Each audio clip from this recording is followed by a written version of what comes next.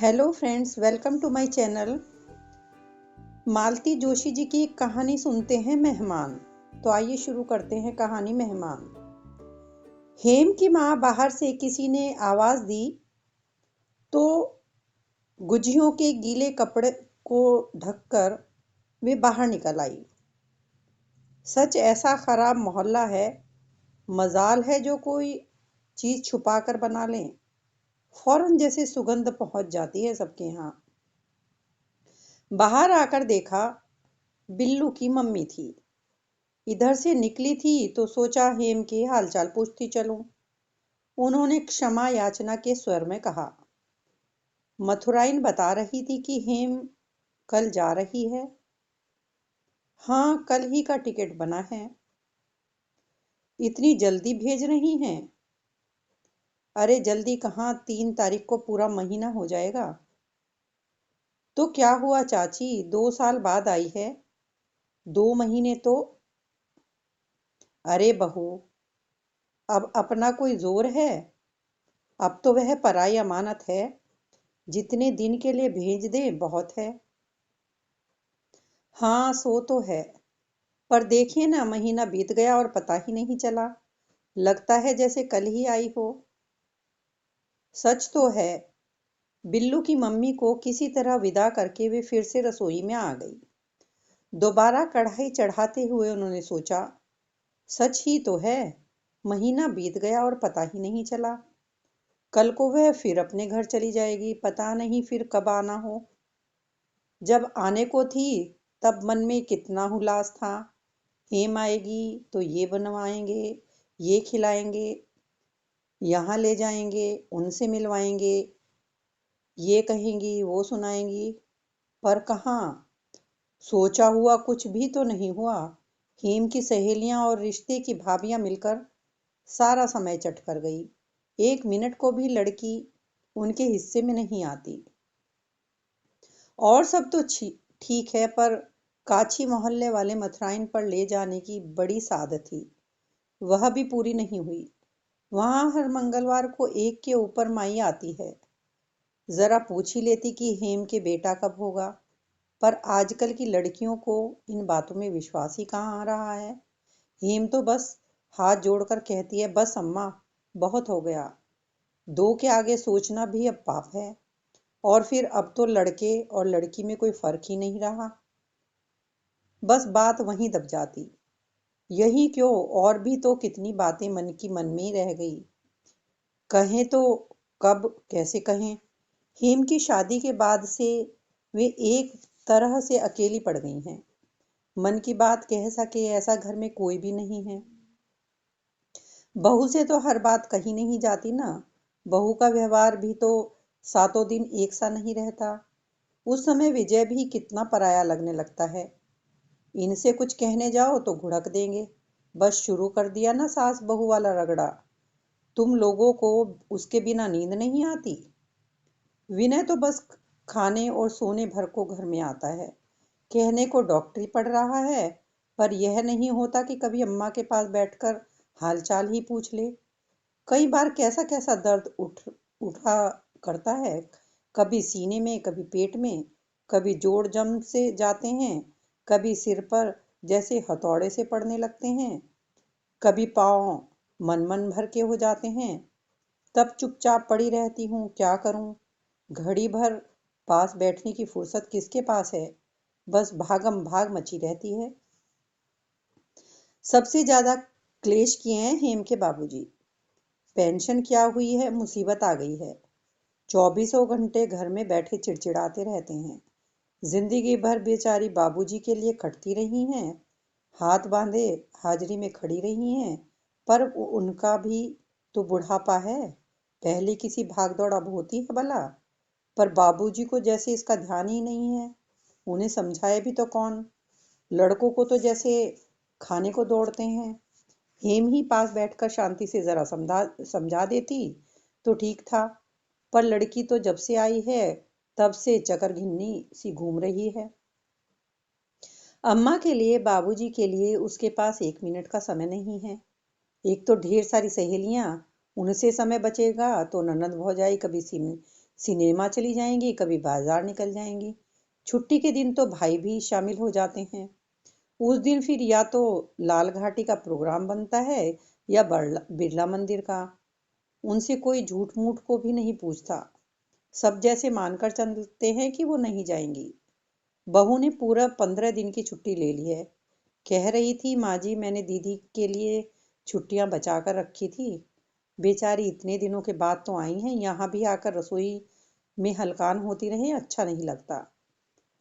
ननद भौजाई का ऐसा प्यार देखकर पड़ोसनी ईर्ष्या से जल मरती हैं। कल ही मथुराइन कह रही थी, हेम की माँ बड़ी भागवान हो तुम। बहू तो सचमुच लक्ष्मी है तुम्हारी। हमारे यहाँ तो बिंदी का नाम ले सुनकर ही माथे पर बल पड़ जाते हैं। 3-3 कमाऊ वीर हैं, पर राखी भाई दूज पर 5 रुपल्ली का मनी ऑर्डर भी कोई नहीं करता। अम्मा कहाँ हो? हेम आंधी की तरह रसोई में घुस आई थी। चूल्हे की लकड़ी खींचकर वो वहीं बैठकर रह गई थी। अम्मा देखो हम क्या लाए हैं, हेम ने बच्चों की तरह किलकते हुए कहा।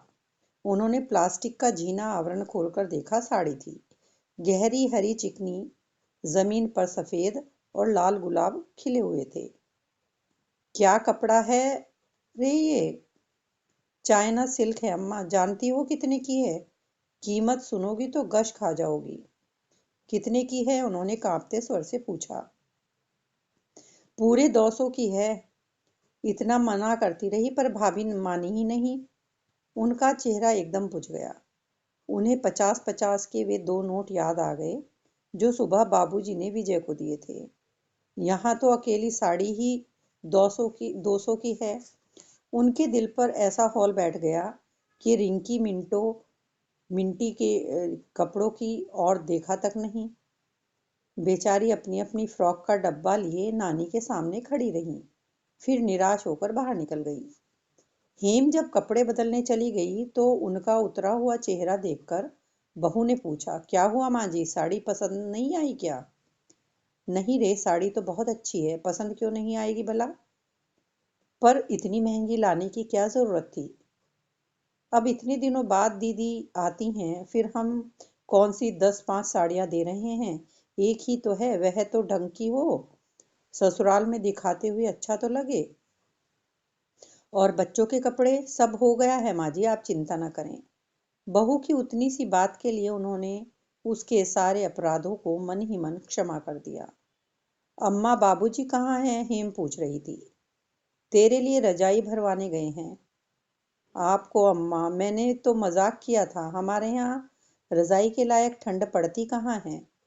मैंने तो मना किया था पर इस घर में मेरी कोई सुनता भी है। तेरे बाबूजी तो आजकल इतने जिद्दी हो चले हैं कि बस। अम्मा, हेम का स्वर एकदम सख्त हो गया। अम्मा, इस बार बाबूजी बहुत थके से लगे, बहुत दुबला गए हैं। बुढ़ापे का शरीर है बेटा। सच अम्मा, चलने फिरने की ताकत है। तब तक तुम लोग कहीं घूम फिर लो। बाबूजी भी अब फ्री हैं और तुम्हें भी घर गृहस्थी की चिंता नहीं है। विनय की पढ़ाई तो हो ले। उसकी पढ़ाई से तुम्हें क्या लेना है? वह कोई बच्चा है अब? रहा रोटी पानी का सवाल तो उसके लिए भाभी हैं। देवर भाभी में खूब पटती भी है। तुम लोग निश्चिंत होकर जा सकते हो। अब हेम को कोई क्या बताए कि घर में कैसे कैसे नाटक होते रहते हैं।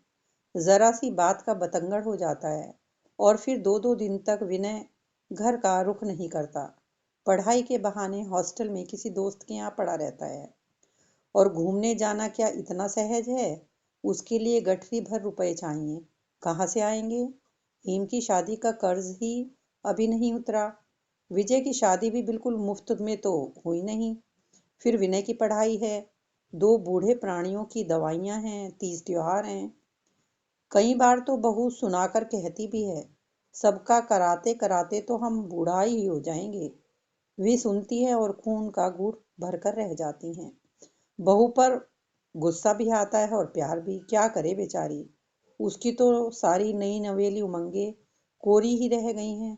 बुरा तो उन्हें भी लगता है, पर क्या करें। विनय की पढ़ाई पूरी होने तक किसी तरह सब्र करना ही है। फिर वे लोग विनय के पास रह जाएंगे। विजय को कुछ राहत मिलेगी। पर विनय की बहू कैसी होगी? हेम जाते हुए बार बार कह रही थी, अम्मा, तुम और बाबूजी सचमुच बहुत भाग्यवान हो। ऐसे आज्ञाकारी बेटे, ऐसी सुशील बहू भला आजकल कहीं ढूंढने से भी मिलते हैं। इससे ज्यादा और आदमी को चाहिए भी क्या? यह समझ लो कि सारे सुख तुम्हारी झोली में आ गए हैं। अब प्रेम से भजन पूजन करती रहो। उन्होंने कोई प्रतिवाद नहीं किया। व्यर्थ ही कुछ कहकर उसे दुखाने की इच्छा नहीं हुई। बेचारी खुशी खुशी जा रही थी, निश्चिंत भाव से विदा हो रही थी। उसका मन क्यों खराब करें? उसके अपने घर में क्या कम परेशानियां हैं? लकवे की मारी सास है, कर्कश जिठानी है, ब्याहने को बैठी हैं 2 नंदे। यहाँ बेचारी के 4 दिन हंसी खुशी में कट गए, बहुत हुआ। सुबह सुबह मकान मालकिन ने हेम को चाय पर बुलाया था। यह उनका हमेशा का दस्तूर था। चलते समय हेम को ब्लाउज पीस और बच्चों को रुपए भी दिए थे। हेम सदा की तरह उनका गुणगान करते हुए ही लौटी थी। उस समय यह बात उनके होठों तक आते आते रह गई थी कि मालकिन की चिकनी चुपड़ी बातों में कोई दम नहीं है। उन्हें मकान खाली करने का नोटिस मिल चुका है। 2 महीने की मोहलत मिली है। सब जानते हैं कि 2 महीनों में कोई चमत्कार नहीं हो जाएगा। यह भी मालूम है इतने कम किराए में अब इतना बड़ा मकान मिलने वाला नहीं है। 300 रुपए देने के बाद भी 3 कमरे ढंग के नहीं मिलेंगे। और रेलगाड़ी के से उन डब्बों में कहाँ तो बेटा बहू रहेंगे और कहाँ वे दोनों प्राणी, और कहाँ बैठकर विनय पढ़ाई करेगा। और 150 यही बढ़ा देते तो कोई बात नहीं थी, पर मालकिन को बेटे की शादी करनी है, उन्हें मकान चाहिए, रुपए नहीं। हेम से यह सारी गाथा कह भी देती तो क्या हो जाता, पर नहीं कहा गया। स्टेशन से लौटते उन लोगों को 9 बज गए थे। जगह तो अच्छी मिल गई थी ना? उन्होंने अधीर होकर पूछा। जगह तो मिलनी ही थी माँ जी, रिजर्वेशन होता किस लिए है? साथ वाली सवारियां ढंग की तो थी ना? अम्मा, विनय साथ में है, सब देख लेगा, तुम चिंता मत करो, विजय ने आश्वस्त किया। तेरे बाबूजी कहाँ रह गए? मंदिर निकल गए हैं, खाने के लिए मना किया है। गाड़ी लेट थी क्या?